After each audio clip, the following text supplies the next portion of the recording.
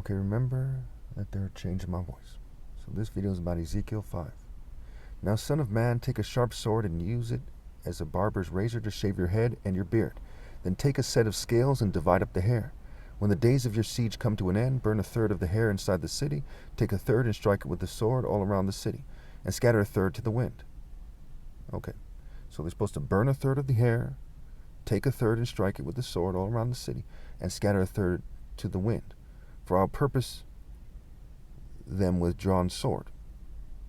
For I will pursue them with drawn sword. But take a few hairs and tuck them away in the folds of your garment. Again, take a few of these and throw them into the fire and burn them up.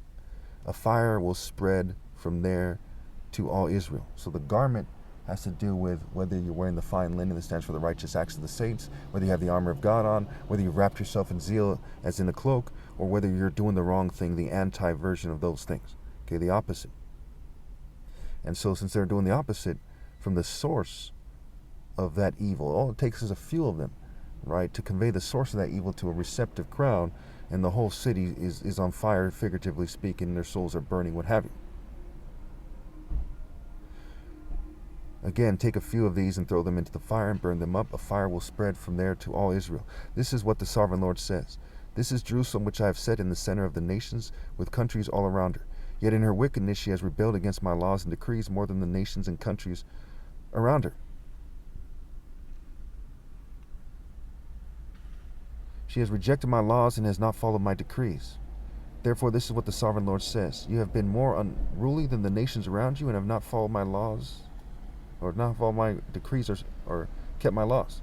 You have not even conformed to the standards of the nations around you. Therefore, this is what the sovereign Lord says. I myself am against you, Jerusalem, and I will inflict punishment on you in the sight of the nations. For those who are confused about Proverbs 17, it says a prudent servant will rule over a disgraceful son and share the inheritance of one of the family. So those who are doing God's work are opposed, and we see this in Jeremiah as well, they're opposed to those who aren't.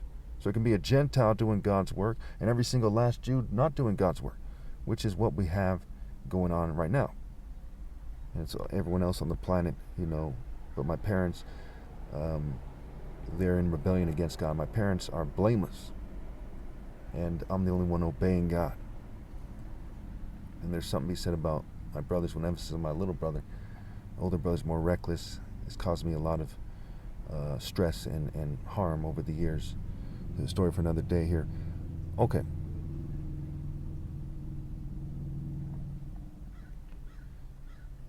Because of all your detestable idols, I will do to you what I have never done before and will never do again.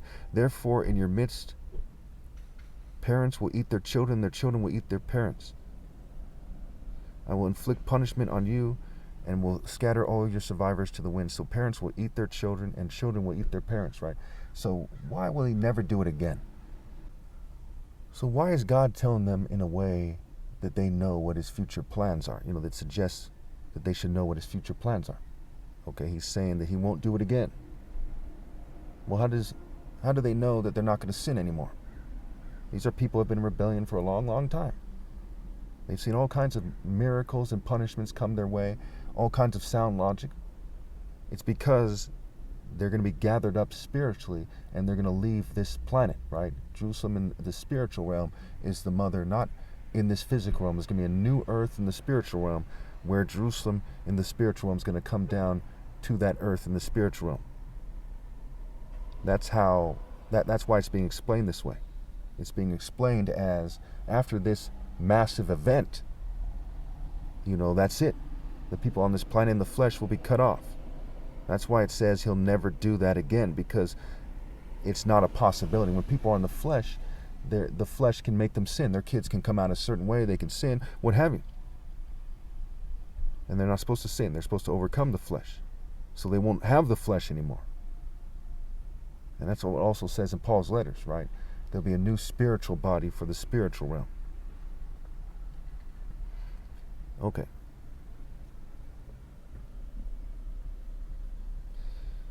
Therefore, as surely as I live, declares the sovereign Lord, because you have defiled my sanctuary with all your vile images and detestable practices, I myself will shave you. I will not look on you with pity or spare you. A third of your people will die of the plague or perish by famine inside of you.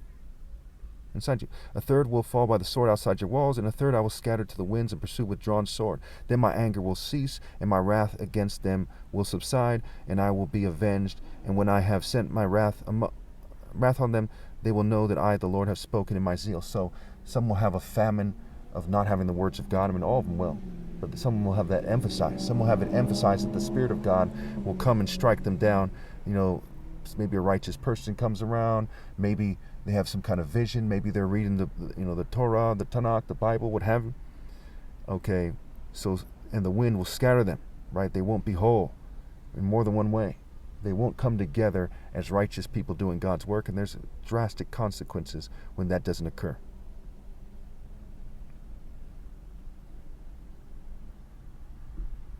And of course, it'll be pursued with drawn sword, even though they're scattered. So all these things happen to basically everyone outside the divine order, to make a long story short.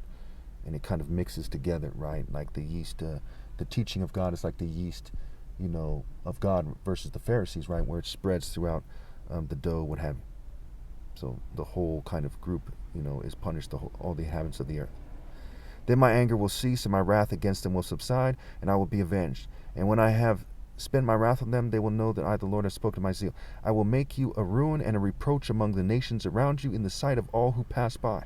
You will be a reproach and a taunt, a warning and an object of scorn to the nations around you when I inflict punishment on you in anger and in wrath and with stinging rebuke. I, the Lord, have spoken. So why do you see all these satanic people out there, Jews and Gentiles, acting up? Because those who have followed the same path as these Jews and this is Ezekiel chapter 5, okay, they're an example of what not to do. Everyone on this planet right now is an example of what not to do. But me, really. There's somebody said about my parents, but they're not really that perfect example. So when you look around, you see people that don't know what they're doing. They're lying. They're conforming to various evil groups. There's an overwhelming amount of evidence that everyone else is a warning and an object of horror. When you see people behaving the way other people are, okay, they're like taunting God by their actions. Whether or not they're trying to dress up and try to seem normal, okay, they're just mimicking and counterfeiting what's God's, right? You see people who are in woke movements, MAGA movements, all these different movements out there, they're all just mocking God, they're all being evil, they're all playing stupid, okay, they're an object of horror. All these horrible things are happening in the world. 9 million people starve to death and die of hunger-related issues every year, on and on and on, all kinds of horrible things happening. So there's like a horror movie playing out. And so they're a warning and an object of horror. They're being punished. And those who are like leading the charge and making lots of money, they look like complete idiots. I don't want to say too many names and break the rules on YouTube, but there isn't a rich person out there right now who doesn't look like an idiot, who doesn't look like a hell-bound idiot. When I shoot at you with my deadly and destructive arrows of famine, I will shoot to destroy you. I will bring more and more famine upon you and cut off your supply of food. I will send famine and wild beasts against you and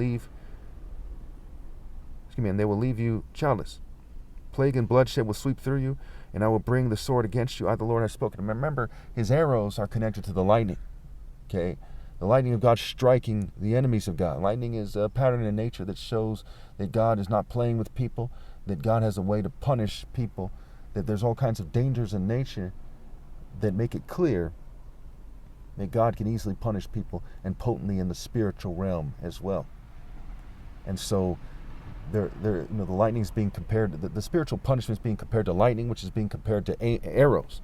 And it brings about that famine of the Spirit of God, the famine of the words of God, the famine of the lifestyle of God. They don't have those things. And so they're like hungry and thirsty for it, whether or not they know it. There are people who have hyperthermia, for example, and they're dying of cold. But they think that they're warm, so they start shedding off their clothes. So you can think that you're not missing something and actually be missing it, and it could cause you a lot of harm. And that's key in this. It's making it harder for me to, the cognitive impairment is making it harder for me to explain, so let me just leave it here.